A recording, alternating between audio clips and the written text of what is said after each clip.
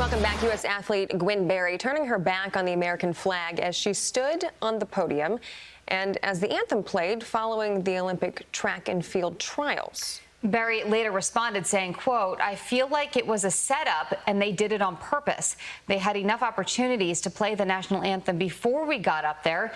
It was real disrespectful." Oh, for fuck. This is where we are.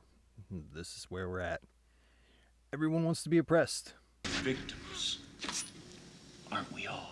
So, what exactly was disrespectful? The national anthem was played while the athletes took the podium, correct? I mean, makes sense.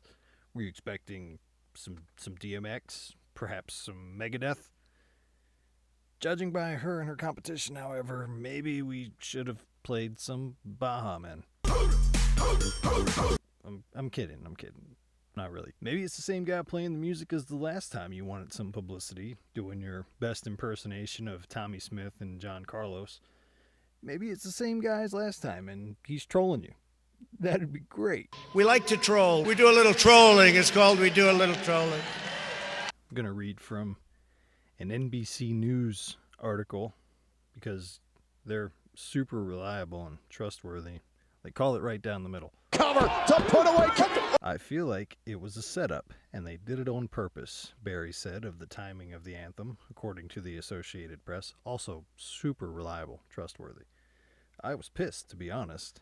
As the song played, Berry turned to face the stands, away from the flag, and eventually draped a black t-shirt that read, "Activist Athlete," over her head. She also made sure she was facing some cameras first and struck a little pose.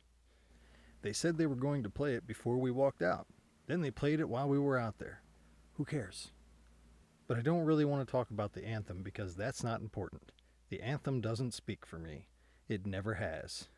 What, you gonna cry? No. No, go ahead, cry. Let me see you. Let me see you cry. They had enough opportunities to play the national anthem before we got up there. I was thinking about what I should do, she said. Eventually I stayed there and I swayed. I put my t-shirt over my head. It was real disrespectful. Yes, it was. It really wasn't a message. I didn't really want to be up there, she said, according to Reuters. Like I said, it was a setup. I was hot, I was ready to take my pictures and get into some shade. After Saturday's incident, Berry said her mission is to raise awareness for social justice issues. My purpose and my mission is bigger than sports, Berry said, according to the AP. I'm here to represent those who died due to systemic racism.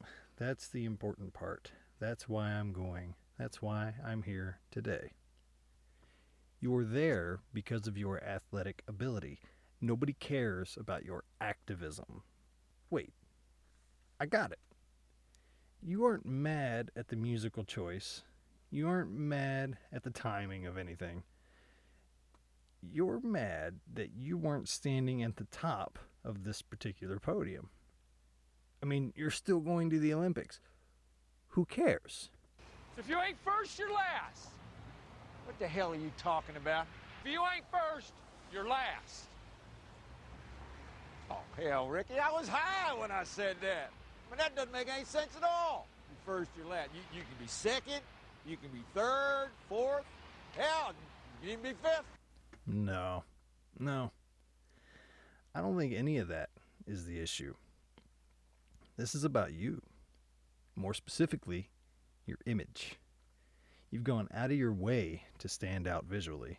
From the lipstick, the little black line, the bright blue the other time, to your posing for the cameras that you were staring directly at. Your journey into athletic activism began right about the time that it became trendy to be involved in athletic activism. That's what this is. This is about clout.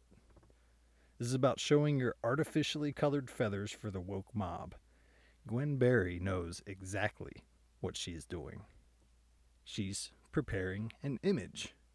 I don't believe that these activist athletes actually believe in anything they seemingly align with. And even when they do, they'll happily abandon those principles when presented with a larger bank account or the threat or perceived threat of a smaller bank account. Which isn't to say I wouldn't do the exact same thing under the correct circumstances. Having a family, a life that a younger me thought completely impossible, I'd top rope elbow drop a bag of puppies to be able to provide further security for them. But I admit to that. I wouldn't find any joy in it. It wouldn't be fun. But if it provided for my family, I would happily elbow drop those puppies. So no one is obsessed with you. It's 24-hour news, and they need things to fill the hours now that Bad Orange Man is gone.